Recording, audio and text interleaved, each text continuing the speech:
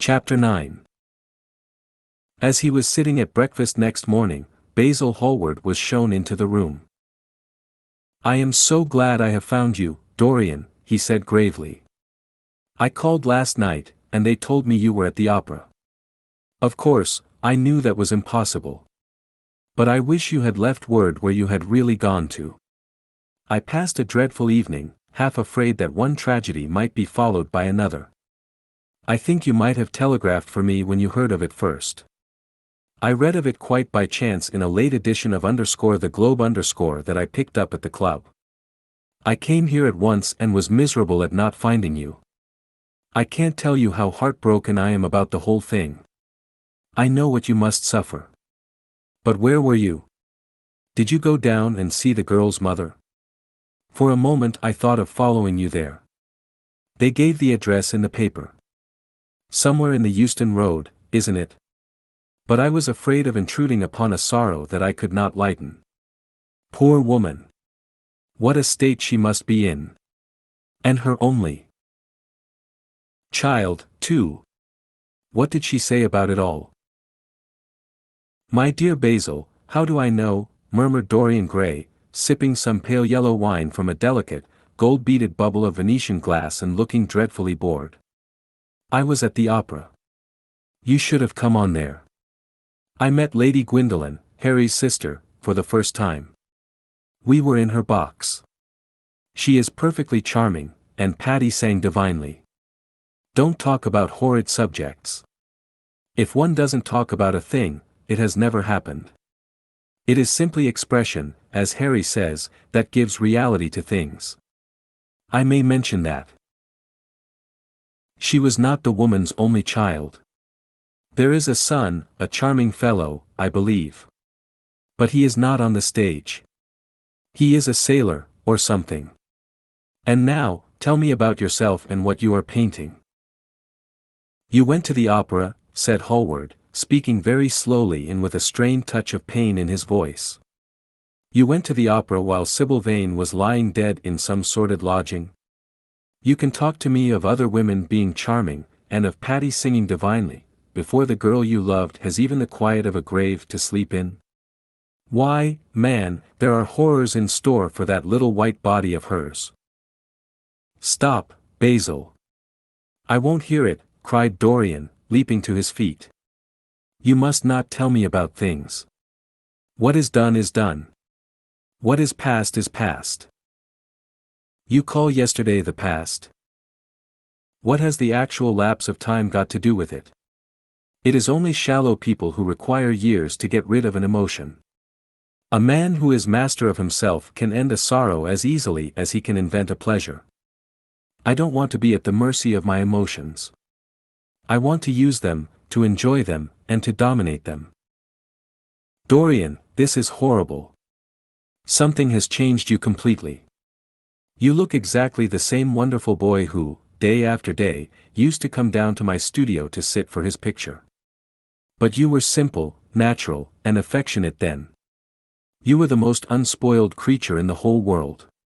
Now, I don't know what has come over you. You talk as if you had no heart, no pity in you. It is all Harry's influence. I see that."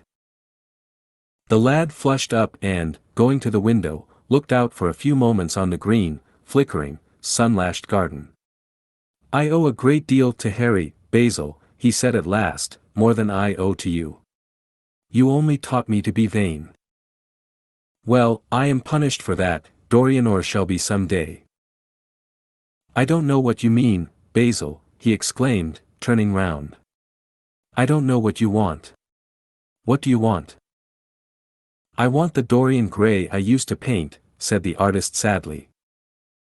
"Basil," said the lad, going over to him and putting his hand on his shoulder, "you have come too late. Yesterday, when I heard that Sybil Vane had killed herself." "Killed herself? Good heavens! Is there no doubt about that?" cried Hallward, looking up at him with an expression of horror. "My dear Basil! Surely you don't think it was a vulgar accident? Of course she killed herself." The elder man buried his face in his hands. How fearful, he muttered, and a shudder ran through him. No, said Dorian Gray, there is nothing fearful about it. It is one of the great romantic tragedies of the age. As a rule, people who act lead the most commonplace lives. They are good husbands, or faithful wives, or something tedious. You know what I mean, middle-class virtue and all that kind of thing. How different Sybil was. She lived her finest tragedy. She was always a heroine. The last night she played the night you saw her, she acted badly because she had known the reality of love.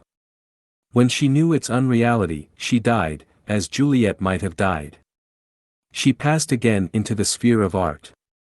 There is something of the martyr about her. Her death has all the pathetic uselessness of martyrdom, all its wasted beauty.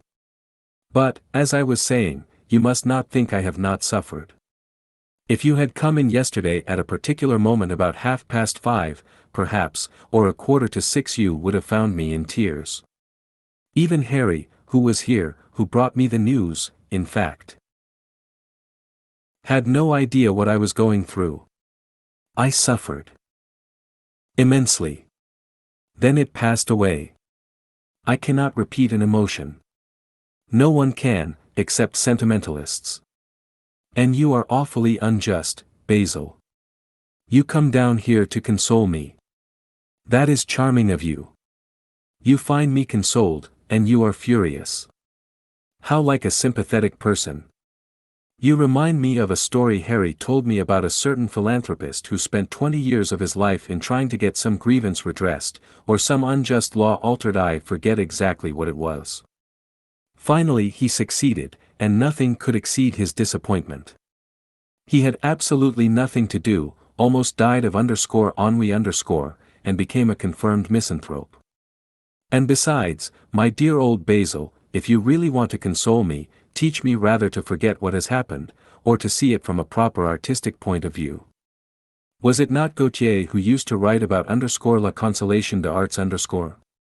I remember picking up a little vellum-covered book in your studio one day and chancing on that delightful phrase. Well, I am not like that young man you told me of when we were down at Marlow together, the young man who used to say that yellow satin could console one for all the miseries of life. I love beautiful things that one can touch and handle. Old brocades, green bronzes, lacquerwork, carved ivories, exquisite surroundings, luxury, pomp. There is much to be got from all these. But the artistic temperament that they create, or at any rate reveal, is still more to me. To become the spectator of one's own life, as Harry says, is to escape the suffering of life.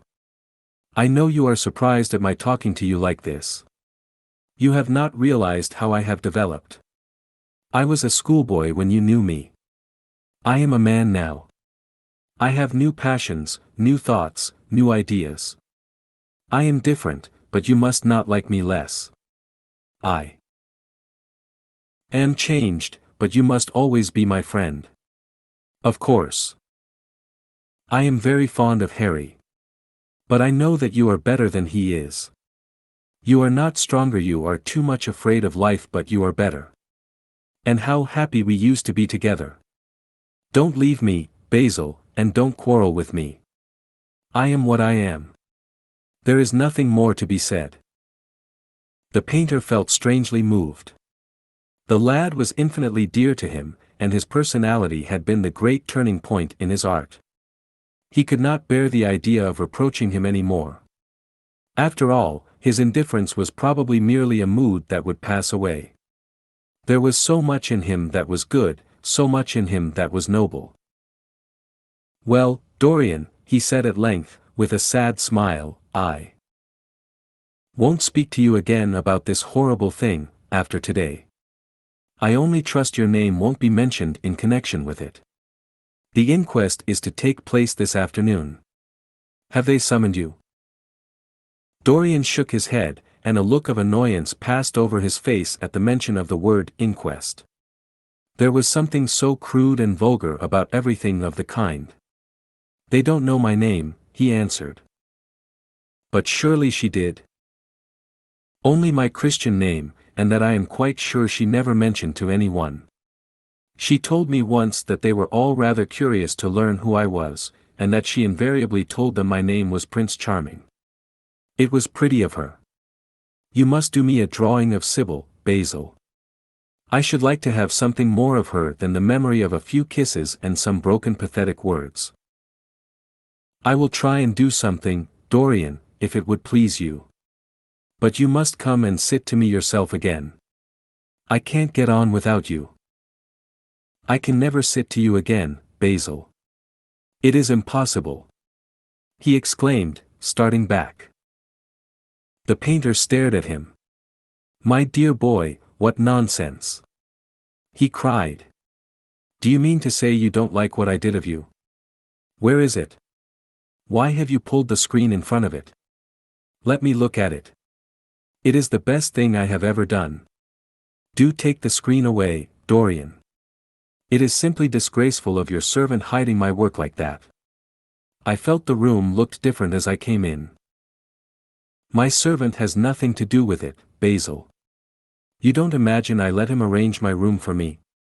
He settles my flowers for me sometimes, that is all. No, I did it myself. The light was too strong on the portrait. Too strong? Surely not, my dear fellow. It is an admirable place for it. Let me see it. And Hallward walked towards the corner of the room. A cry of terror broke from Dorian Gray's lips, and he rushed between the painter and the screen. Basil, he said, looking very pale, you must not look at it. I don't wish you to. Not look at my own work. You are not serious. Why shouldn't I look at it? Exclaimed Hallward, laughing. If you try to look at it, Basil, on my word of honor I will never speak to you again as long as I live. I am quite serious. I don't offer any explanation, and you are not to ask for any. But, remember, if you touch this screen, everything is over between us. Hallward was thunderstruck. He looked at Dorian Gray in absolute amazement. He had never seen him like this before. The lad was actually pallid with rage. His hands were clenched, and the pupils of his eyes were like discs of blue fire. He was trembling all over. Dorian! Don't speak. But what is the matter? Of course I won't look at it if you don't want me to, he said, rather coldly, turning on his heel and going over towards the window. But, really, it seems rather absurd that I shouldn't see my own work, especially as I am going to exhibit it in Paris in the autumn. I shall probably have to give it another coat of varnish before that, so I must see it some day, and why not today? To exhibit it. You want to exhibit it? Exclaimed Dorian Gray, a strange sense of terror creeping over him. Was the world going to be shown his secret? Were people to gape at the mystery of his life? That was impossible. Something he did not know what had to be done at once. Yes, I don't suppose you will object to that. Georges Petit is going to collect all my best pictures for a special exhibition in the Rue d'Assise, which will open the first week in October. The portrait will only be away a month. I should think you could easily spare it for that time. In fact, you are sure to be out of town. And if you keep it always behind a screen, you can't care much about it. Dorian Gray passed his hand over his forehead. There were beads of perspiration there. He felt that he was on the brink of a horrible danger. You told me a month ago that you would never exhibit it, he cried. Why have you changed your mind? You people who go in for being consistent have just as many moods as others have. The only difference is that your moods are rather meaningless. You can't have forgotten that you assured me most solemnly that nothing in the world would induce you to send it to any exhibition. You told Harry exactly the same thing. He stopped suddenly, and a gleam of light came into his eyes. He remembered that Lord Henry had said to him once, half seriously and half in jest, if you want to have a strange quarter of an hour, get Basil to tell you why he won't exhibit your picture. He told me why he wouldn't, and it was a revelation to me. Yes, perhaps Basil, too, had his secret. He would ask him and try. "Basil," he said, coming over quite close and looking him straight in the face, "we have each of us a secret. Let me know yours, and I shall tell you mine. What was your reason for refusing to exhibit my picture?" The painter shuddered in spite of himself. "Dorian, if I told you, you might like me less than you do, and you would certainly laugh at me. I could not bear your doing either of those two things. If you wish me never to look at your picture again, I am content. I have always you to look at. If you wish the best work I have ever done to be hidden from the world, I am satisfied. Your friendship is dearer to me than any fame or reputation." "No, Basil, you must tell me," insisted Dorian Gray. "I think I have a right to know." His feeling of terror had passed away, and curiosity had taken its place. He was determined to find out Basil Hallward's mystery. "Let us sit down, Dorian," said the painter, looking troubled. "Let us sit down. And just answer me one question. Have you noticed in the picture something curious, something that probably at first did not strike you, but that revealed itself to you suddenly?" "Basil," cried the lad, clutching the arms of his chair with trembling hands and gazing at him with wild startled eyes. "I see you did. Don't speak. Wait till you hear what I have to say. Dorian, from the moment I met you, your personality had the most extraordinary influence over me. I was dominated, soul, brain, and power, by you. You became to me the visible incarnation of that unseen ideal whose memory haunts us artists like an exquisite dream. I worshipped you. I grew jealous of everyone to whom you spoke.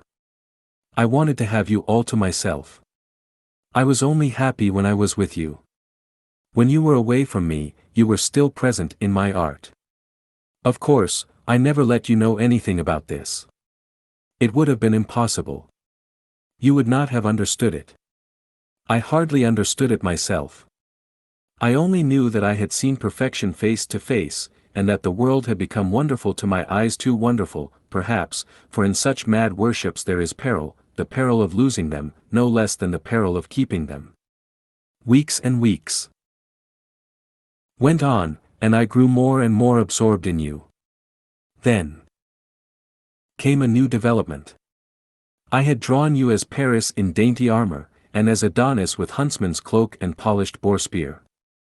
Crowned with heavy lotus blossoms you had sat on the prow of Adrian's barge, gazing across the green turbid Nile. You had leaned over the still pool of some Greek woodland and seen in the water's silent silver the marvel of your own face. And it had all been what art should be, unconscious, ideal, and remote.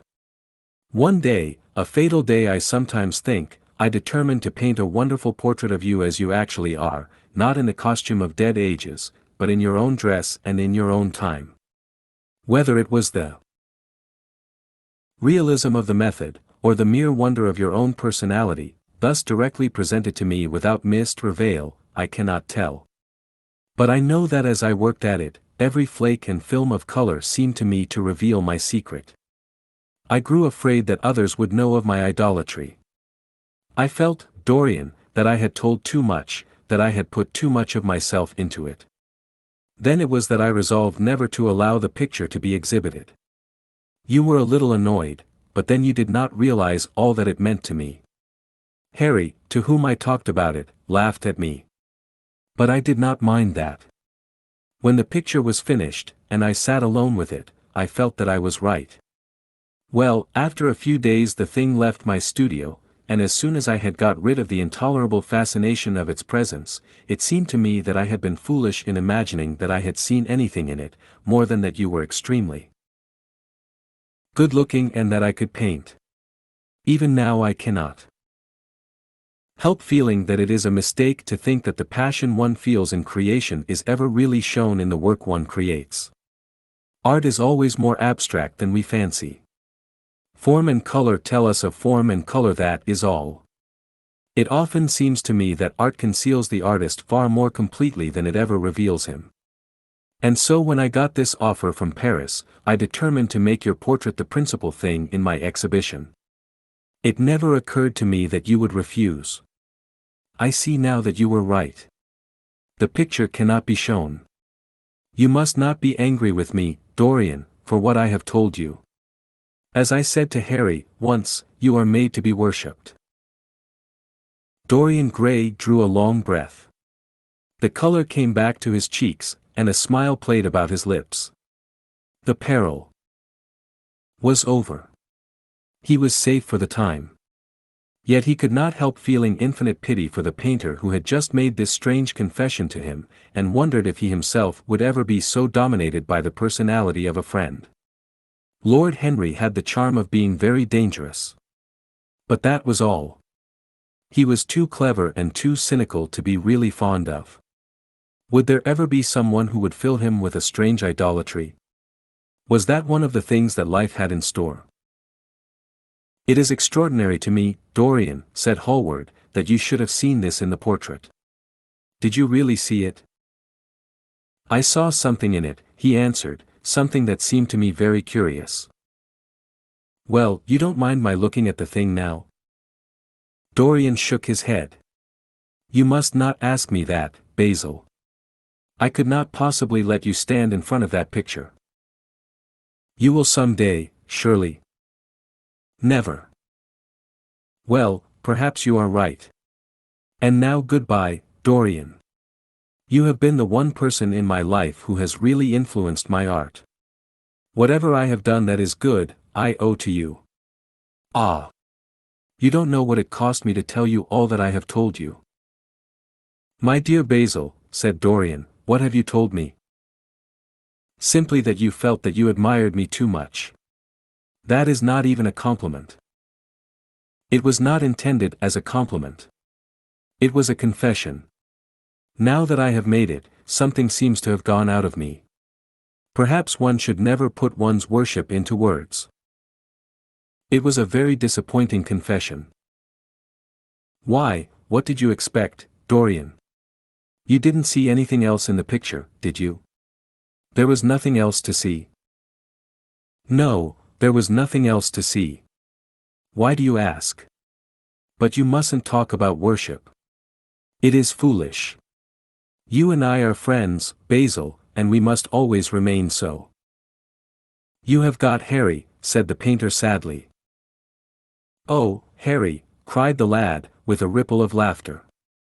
Harry spends his days in saying what is incredible and his evenings in doing what is improbable. Just the sort of life I would like to lead. But still I don't think I would go to Harry if I were in trouble.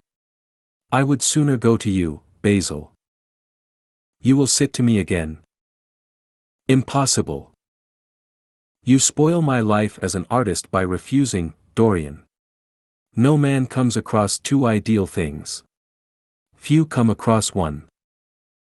I can't explain it to you, Basil, but I must never sit to you again. There is something fatal about a portrait. It has a life of its own. I will come and have tea with you. That will be just as pleasant. Pleasanter for you, I am afraid, murmured Hallward regretfully. And now goodbye. I am sorry you won't let me look at the picture once again. But that can't be helped. I quite understand what you feel about it. As he left the room, Dorian Gray smiled to himself. Poor Basil. How little he knew of the true reason. And how strange it was that, instead of having been forced to reveal his own secret, he had succeeded, almost by chance, in wresting a secret from his friend. How much that strange confession explained to him. The painter's absurd fits of jealousy, his wild devotion, his extravagant panegyrics, his curious reticences, he understood them all now, and he felt sorry. There seemed to him to be something tragic in a friendship so colored by romance. He sighed and touched the bell. The portrait must be hidden away at all costs. He could not run such a risk of discovery again. It had been mad of him to have allowed the thing to remain, even for an hour, in a room to which any of his friends had access. Thank you for watching. We are dedicated to curating literature into some of the best read-along audiobooks anywhere. Please support the channel by clicking like and subscribe. As our supporters grow, we will be able to improve the quality of our publications, add better voices, and make more great books available to our viewers. If you have any requests, feel free to message us anytime. ultimateaudiobooks.com